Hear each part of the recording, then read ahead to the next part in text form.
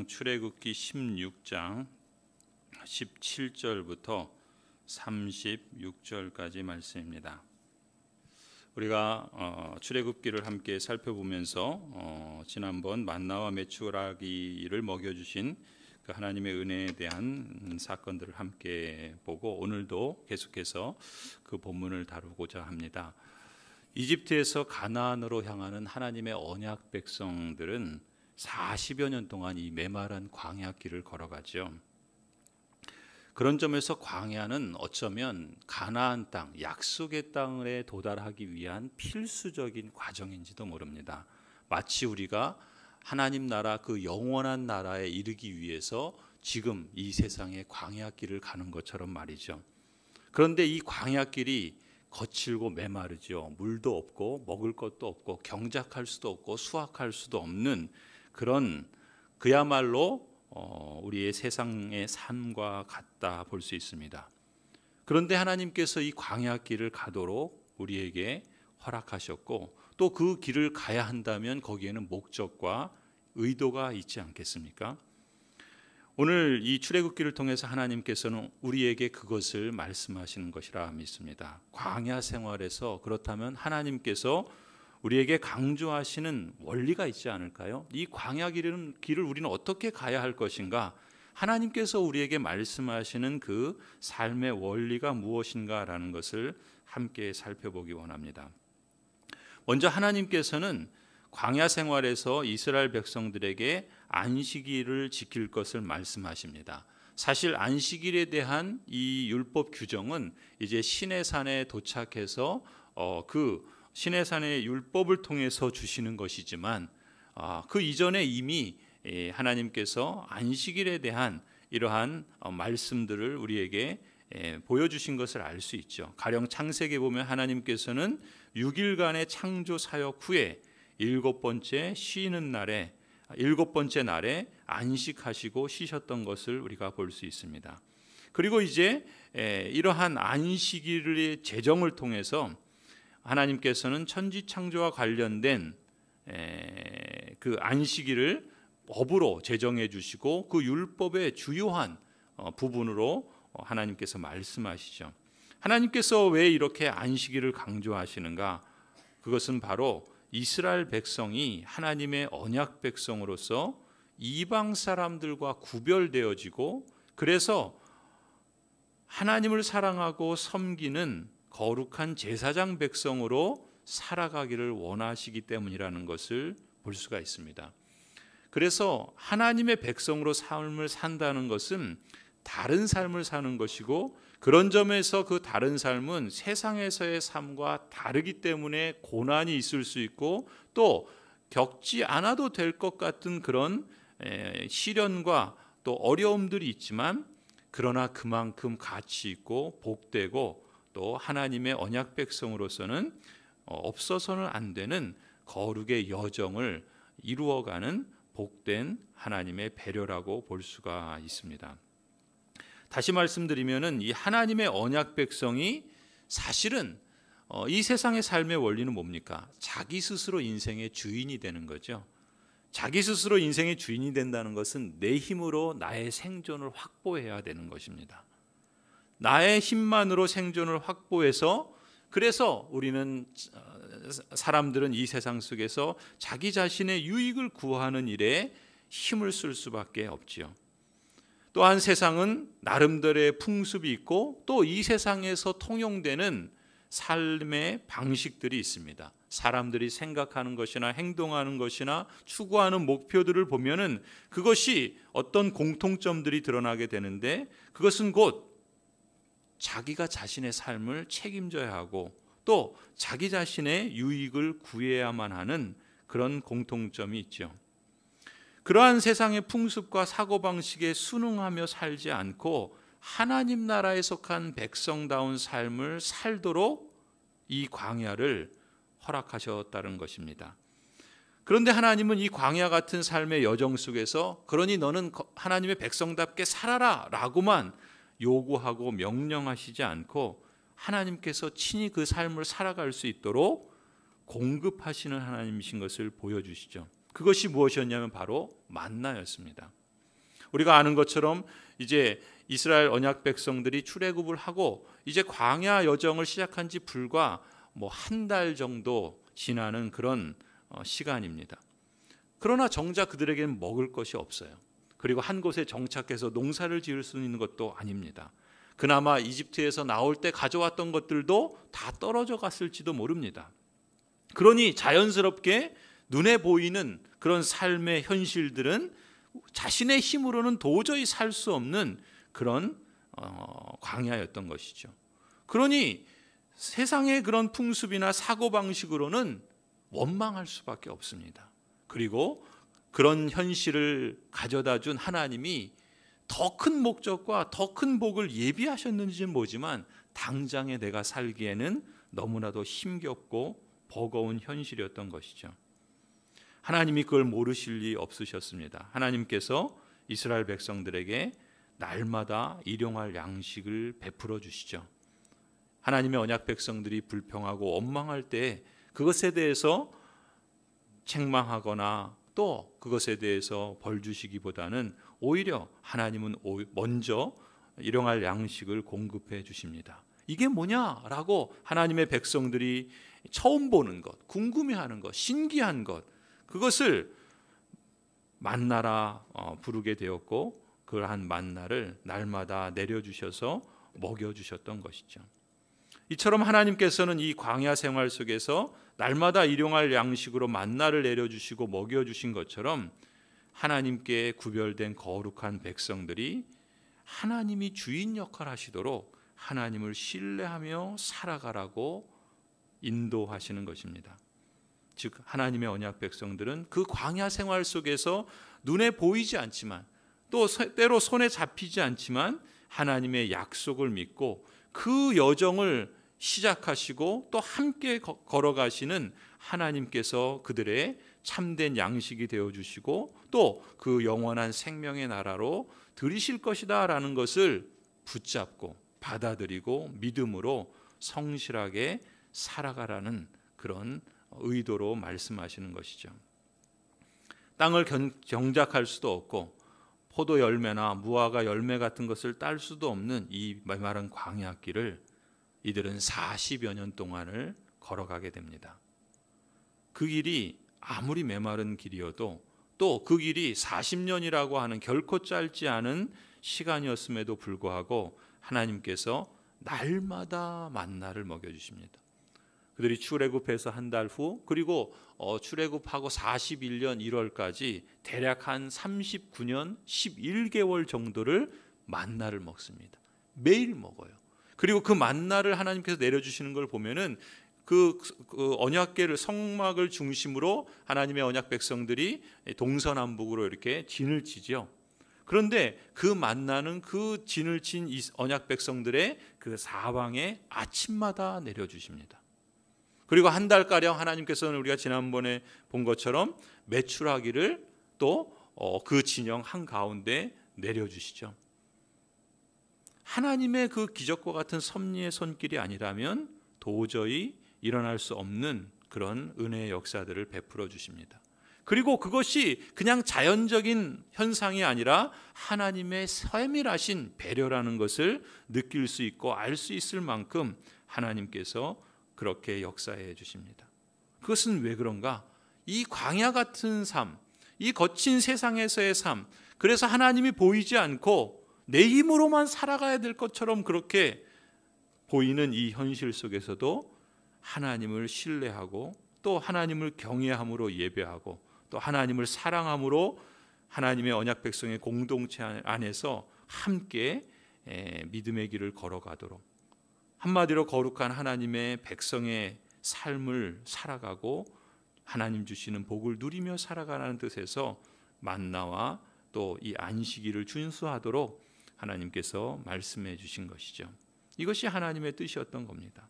더 나아가서 하나님께서는 이 하나님의 언약 백성들에게 육신의 쉼과 함께 영혼의 진정한 쉼을 주시고자 이 안식일 명령을 주신 것이죠. 사람은 안식이 필요한 존재입니다. 아무리 열심히 일주일 내내 일을 하며 달린다 할지라도 그것이 우리 영혼에 참된 만족과 행복을 주지 못합니다. 오히려 그렇게 살다가는 일단 영혼이 죽고 결국 몸도 죽어갈 뿐입니다. 하나님께서 제정하신 창조 원리에 따라서 노동과 안식을, 일과 쉼을 적절하게 안배하여 살게 하시려는 의도가 이 안식일 준수를 통해서 주시는 하나님의 선하신 뜻이 있는 것이죠. 그리고 진정한 안식과 쉼은 몸의 안식만이 아니라 하나님의 은혜의 보좌 앞으로 나아갈 때 말씀으로 마음을 재충전하고 영혼의 쉼을 얻으며 살아가라고 배려해 주신 것이라 믿습니다. 안식은 단지 육신의 피곤이 풀리는 것만을 말하지 않습니다. 말씀을 통해서 하나님을 깊이 알아가고 광야 같은 삶의 여정 속에서 하나님의 놀라우신 섭리의 손길들을 실감하며 하나님과의 교제 속에서 참 평안을 얻는 영혼의 쉼도 필수라고 할 수 있겠죠. 그래서 우리는 예배를 통해서 영적 교감이 매우 중요한 것입니다. 또한 그리스도 안에서 성령께서 우리 마음에 주시는 그 열망과 은사를 따라서 하나님을 섬기고 그리스도의 몸을 이루는 형제자매들이 함께 교제하고 봉사하는 가운데 살려내는 삶을 실천하면서 우리가 우리의 먹거리를 위해서 일하고 수고하는 것만이 아니라 내가 그것으로 내 생계를 유지하지 않을지라도 오히려 살려내는 삶을 살아냄으로써 실천함으로써 하나님께서 창조하신 그 창조의 기쁨과 하나님께서 살려내시는 그 놀라우신 은혜의 역사에 우리도 함께 동참하며 우리 영혼이 참된 쉼과 보람을 느낀다는 것이죠. 더 나아가서 하나님께서는 그러한 사람들에게 칭찬과 상급을 주시기에 우리는 그 하나님의 영광과 은혜를 기대할 수 있다라는 것입니다. 그렇게 보면은 우리들은 우리가 안식일을 지킨다고 생각할지 모르겠지만 사실 실상은 안식일이 우리를 지켜주는지도 모릅니다. 안식일을 우리가 지킴으로 우리의 삶의 근원이 어디에서부터 비롯되었고 우리가 이 땅을 살아가는 삶의 목표가 무엇이고 그것을 이루어갈 수 있도록 성취하고 또 역사하시고 완성시켜 주시는 분이 누구신가를 우리가 잊지 않고 기억하고 그것을 실감하도록 우리는 안식일을 지킴으로 그것을 확인할 수 있는 것이죠.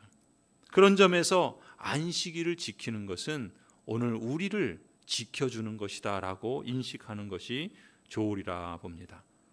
성도 여러분, 이처럼 언약 백성들이 하나님의 뜻과 명령을 따라서 안식일을 지킬 수 있도록 하기 위해서 사실 오늘 본문에 보면 하나님께서는 아무것도 스스로 얻을 수 없는 광야 생활에서 하나님이 일용할 양식을 만나를 주실 뿐만 아니라 이 안식일을 지킬 수 있도록 만나를 거두는 방법도 달리 하시는 것을 우리가 주목할 수 있습니다. 22절을 보시면은 여섯째 날에는 각 사람이 주중에 거두는 양보다 2배의 만나를 즉 한 사람이 2오멜씩 거둘도록 허락해 주시죠. 그러니까 매일매일 6일 동안은 한 사람이 1오멜씩 거두라 말씀하셨는데 여섯째 날에는 그 2배를 거두라 그렇게 일러 주십니다. 그리고 23절을 보면은 일곱째 날을 위해서 즉 안식일이죠. 안식일을 위해서 이 여섯째 날에 거둔 것을 구울 것은 굽고 삶을 것은 삶아서 그날에 먹고 또 그 다음 날 안식일에 먹을 수 있도록 아침까지 간수하라 하십니다. 왜냐하면 안식일에는 일하지 않고 또 밖에 나가서 수고하지 않고 6일 여섯째 날에 거둔 것, 준비한 것 그리고 그것을 이제 안식일에 먹도록 하기 위한 그 하나님의 세밀하신 배려였던 것이죠. 그런데 24절을 보니까 하나님께서 이렇게 말씀하셨는데 그 명령하신 대로 그 남은 음식들을 다음 날까지 간수했는데 어떻게 됩니까? 악취도 나지 않고 구더기도 생기지 않았다 그래요. 왜 이 말을 합니까? 앞서 매일매일 1오멜씩 그렇게 거두라고 했을 때 더 많이 거둔 사람도 있고 더 적게 거둔 사람도 있는데 어떤 사람들은 더 많이 걷어서 내일 먹을 것을 저장해 두지 않았습니까? 그런데 그게 어떻게 돼요? 그것이 다 썩어서 악취가 나고 거기에 벌레들이 생기는 그런 일들이 있지 않았습니까? 어쩌면은 그러한 마음 자세가 이미 하나님께서 날마다 일용할 양식을 공급해 주시는 하나님이시다라는 것을 지금 눈에 보이는 당장의 현실이 내일 그것이 보장될지 알지 못하잖아요. 하나님께서 그 은혜를 베풀어 주실지 모르잖아요. 그러니 자기의 힘으로 자기의 그 생각으로 먹을 것을 구하고 또 생계를 유지하고자 하는 그런 마음을 가졌겠죠. 사실 그것에 대해서 하나님께서는 그것이 합당하지 않다라고 말씀해 주시죠. 왜냐하면 그러한 마음 자세는 곧 하나님을 날마다 신뢰하며 살아가는 것을 놓치는 일종의 불신앙과 같기 때문에 그렇습니다. 그래서 그날 많이 거두어서 저장해 두어도 결국 다 썩어버리고 악취가 나고 또 구더기가 생겼는데, 그런데 여섯째 날에는 그러지 않았다라는 거예요. 그건 무엇을 말하는 거겠습니까? 안식일에는 만나를 거두는 일을 하지 않아도, 그것은 달리 말하면 안식일을 지키는 것을 가능할 수 있도록 하나님께서 말씀하신 대로 예비해 주신 것이죠. 그리고 그러한 은혜들을 하나님께서 세밀하게 베풀어 주신 것입니다. 하나님을 거룩하게 예배하며 또 하나님의 말씀대로 안식일을 거룩하게 지킬 수 있도록 하셨던 것이죠. 하나님께서 이렇게 말씀하시고 또 먹을 것까지 미리 예비해 주셨죠. 그런데 26절, 27절을 보면 그럼에도 불구하고 또 일곱째 날에 안식일에 어떤 사람들은 만나를 거두러 나갑니다. 역시 같은 그런 사고방식이었던 것이죠. 스스로의 힘으로 살아가야 된다라고 하는 그 마음이 하나님께서 약속하신 것을, 그래서 그 공급해 주심을 믿고 신뢰하는 것보다 더 컸던 겁니다. 그래서 나가봤지만 아무것도 얻을 수 없었던 것이죠. 이 일로 인해서 28절에 보면 하나님께서는 다시금 말씀해 주십니다. 너희가 언제까지 나의 명령과 나의 지시를 지키지 않으려느냐. 내가 너희에게 안식일을 주었으니 엿새 날에는 내가 너희에게 양식 이틀치를 준다. 그러니 이렛 날에는 아무도 집을 떠나 밖으로 나가서는 안 된다. 너희는 이것을 명심하여야 한다. 하나님께서 이제 하나씩 하나님의 언약 백성들을 일러주시고 또 가르쳐 주시고 언약 백성다운 삶을 살아가도록 안내해 주십니다. 그래서 30절을 보면은 하나님의 백성들이 이렛 날에는 안식하게 되었다, 그렇게 기록하고 있죠.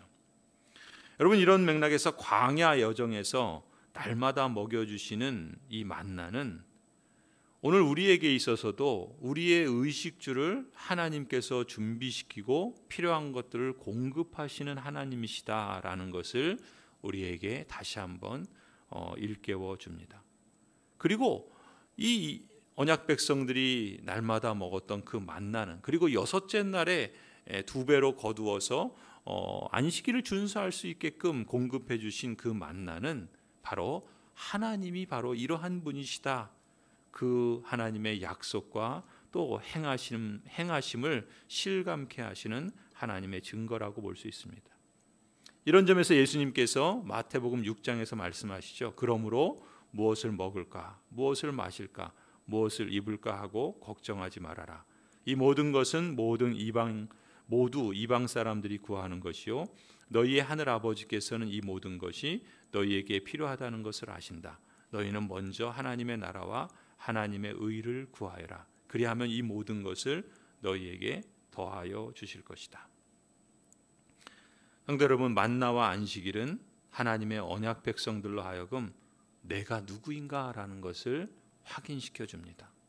그리고 이 약속의 땅 가나안에 이르기까지 40년 동안 하나님의 은혜의 손길을 실감하는 증거로서 중요한 역할을 합니다.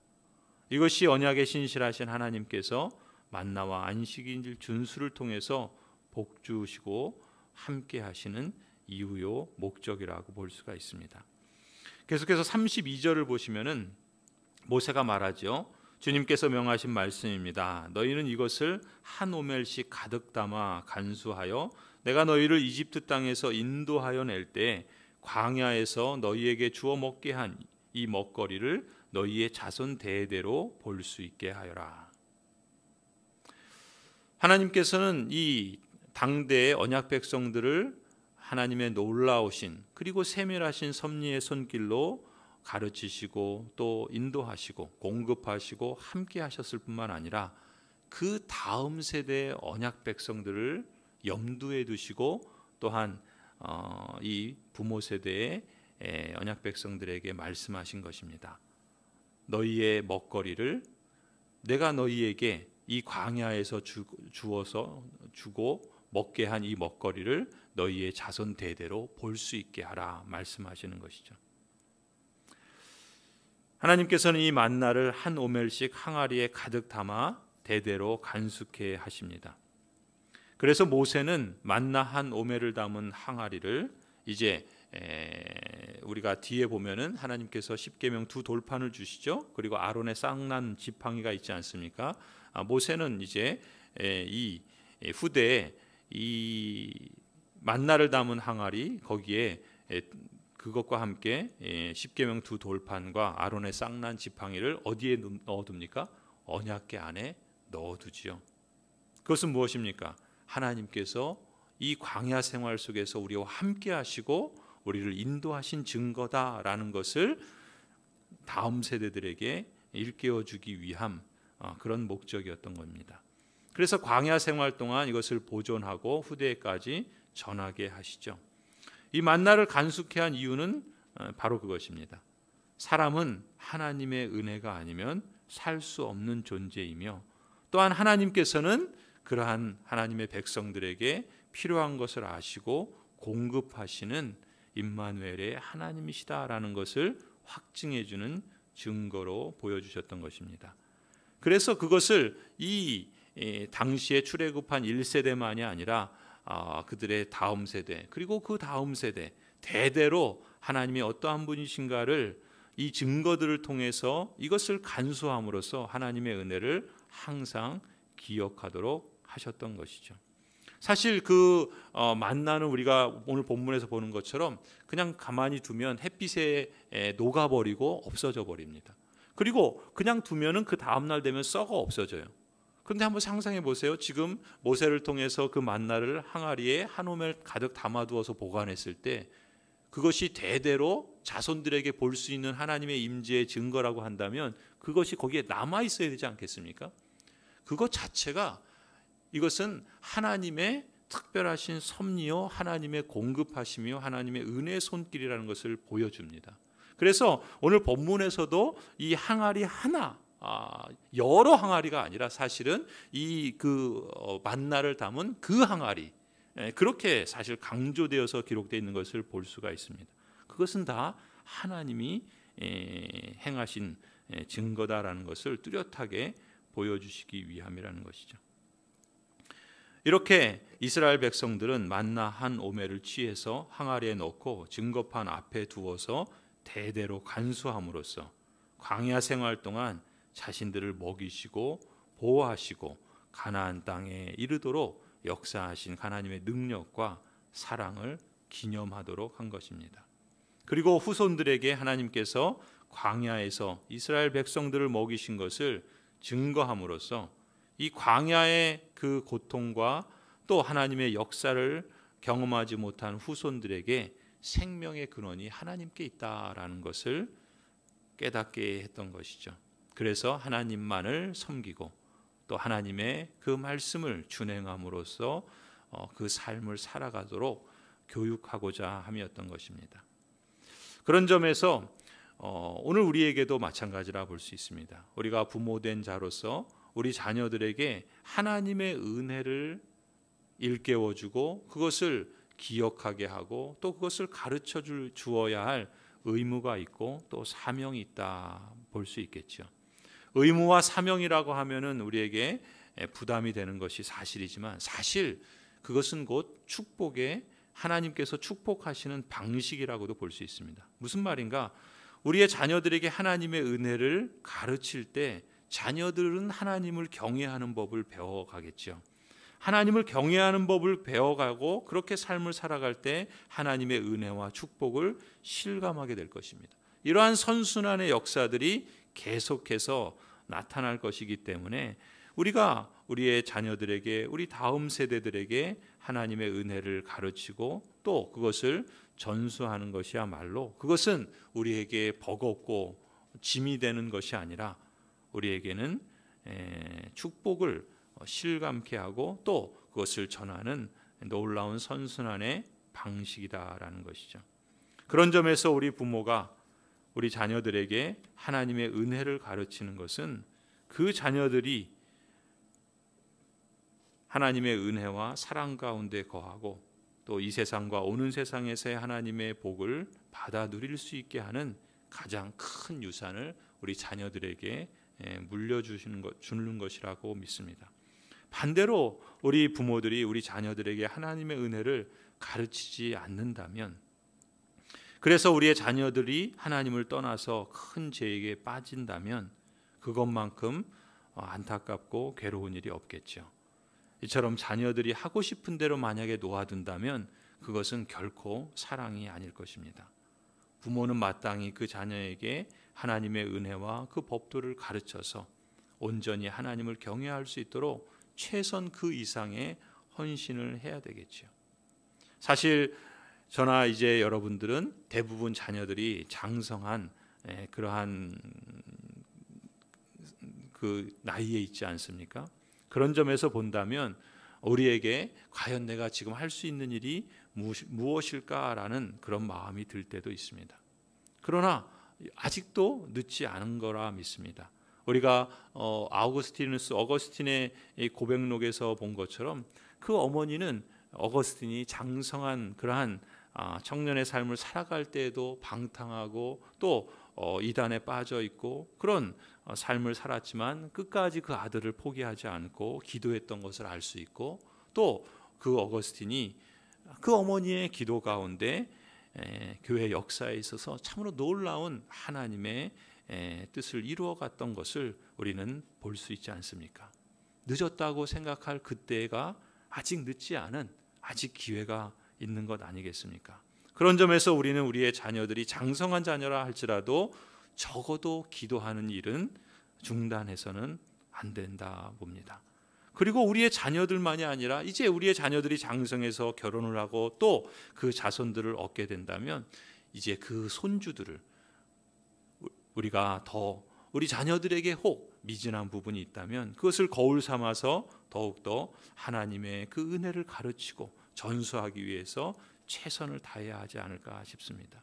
이것이 진짜 사랑이죠. 자녀에게 줄 수 있는 가장 큰 선물이라고 믿습니다. 만나를 보관해서 자손 대대로 볼 수 있게 하라고 명령하신 하나님의 뜻이 어디에 있을까? 하나님의 의도가 어디에 있을까? 하나님은 하나님의 그 풍성하신 은혜와 그 하나님의 실감나는 그 선물들을 대대로 언약 백성들이 실감하며 하나님을 경외하고 그 은혜 아래서 살고, 그래서 하나님의 영광스러운 나라를 온 세상 충만하게 드러내기를 기뻐하는 것 아니겠습니까? 오늘 본문 33절 34절을 보면은 35절을 보면은 그래서 아론은 주님께서 모세에게 명하신 대로 그대로 순종합니다. 그리고 마치 그 순종의 결과라고 증언하듯이 35절을 보면은 이스라엘 자손은 정착지에 이를 때까지, 곧 가나안 약속의 땅에 이를 때까지 40년 동안 만나를 먹었습니다. 가나안 땅 접경에 이를 때까지 만나를 먹었던 것이죠. 성도 여러분, 여러분 혹시 여러분의 삶 속에서 하나님의 은혜를 기억하도록 돕는, 그래서 여러분의 영혼을 깨우쳐 줄 만한 기념물 같은 것이 혹 있으신가요? 저는 목사로서 제가 목사로 사는 것 자체가 우리 자녀들에게는 하나님의 은혜를 실감하며 또 하나님의 은혜를 기억하는 그런 증거가 되었으면 하는 바람이 있습니다. 여러분도 마찬가지라고 봅니다. 내가 받은 주께 은혜로 받은 직분이든 은사든 내가 그리스도의 이름으로 행하는 어떤 섬김이든 또 내가 그리스도인으로서 이 땅을 살아가는 삶의 자세이든 태도이든 또 내가 무엇을 행하며 어떤 일들을 이루어 갈 때 특별히 그리스도인으로서 내 마음속에 품은 마음가짐까지도 하나님의 은혜를 내가 내 몸으로, 내 삶으로 그렇게 배워나고 그것을 따라 살아가는 것, 그것을 우리의 자녀들이 삶으로 보고 또 배우고 기억하고 증거물로 삼을 수 있기를 하는, 삼았으면 하는 그런 바람을 가져봅니다. 우리가 사순절 믿음의 도전도 그렇죠. 우리가 그 사순절 믿음의 도전을 한다는 것 자체가 우리의 삶의 주인이 하나님께 있고 또 하나님의 공급하심과 역사하심을 우리가 신뢰하면서 우리의 삶을 주님께서 주관해 주시고 역사해 주시고 그 하나님의 인도하심의 여정 속에 우리도 하나님의 그 기뻐하시는 뜻을 이루어 보겠다라고 하는 그 마음과 소원이 있는 것 아니겠습니까? 그것이 말씀을 읽는 것으로, 그것이 기도하는 것으로, 그것이 구제하는 것으로 종교적 행위들로 나타나지만 그 모든 것들은 결국 하나님이 나의 주님이시고 내 삶이 주님께 드려져서 하나님이 기뻐하시는 삶을 우리도 살아갈 뿐만 아니라 우리 안에서 일하시는 분은 하나님이시다라는 것을 우리가 더욱 실감하고 또한 그것을 증거하기 위한 여정이 아니겠습니까?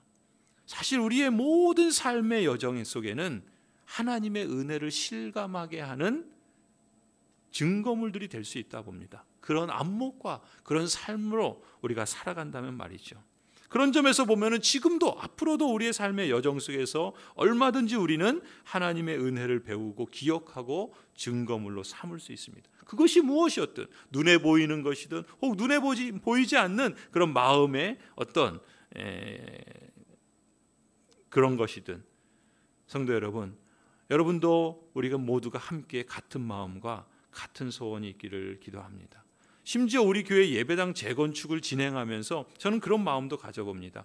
이 예배당을 재건축하는 여정이, 그래서 그 결과물로 드러난 이 예배당이 바로 하나님이 하셨어요라고 하는 산 증거물이 될 수 있기를 기도합니다.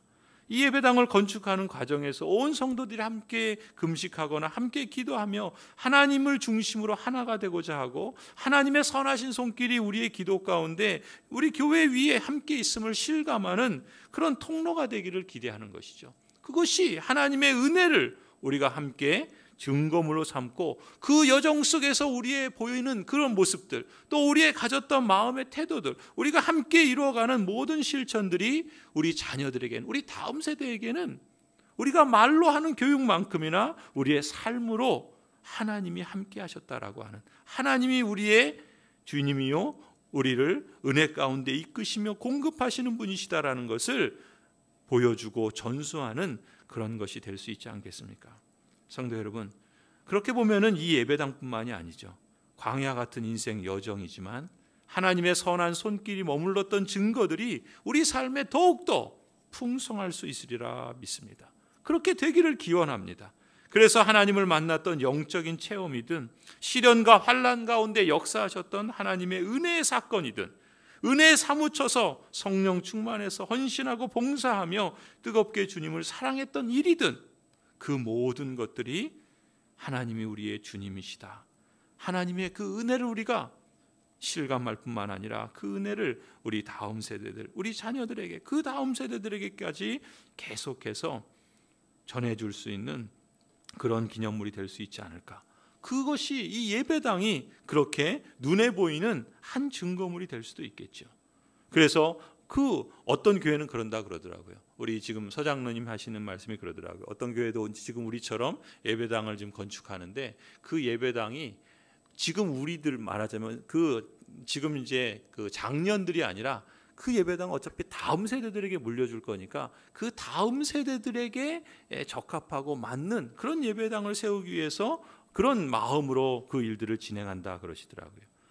그런 것이 같은 마음 아닐까 싶습니다. 성도 여러분, 우리가 은혜를 깊이 새기는 삶을 살아내기를 원합니다. 그리고 더 나아가서는 감사와 감격이 우리 가운데 더욱 넘쳐서 우리도 그 은혜를 나누며 살려내는 그러한 삶이 되기를 소원합니다. 그러한 살아내고 또 살려내는 이러한 은혜와 감사와 감격이 우리 안에 더욱더 충만해지기를 간절히 축원합니다. 기도하시죠.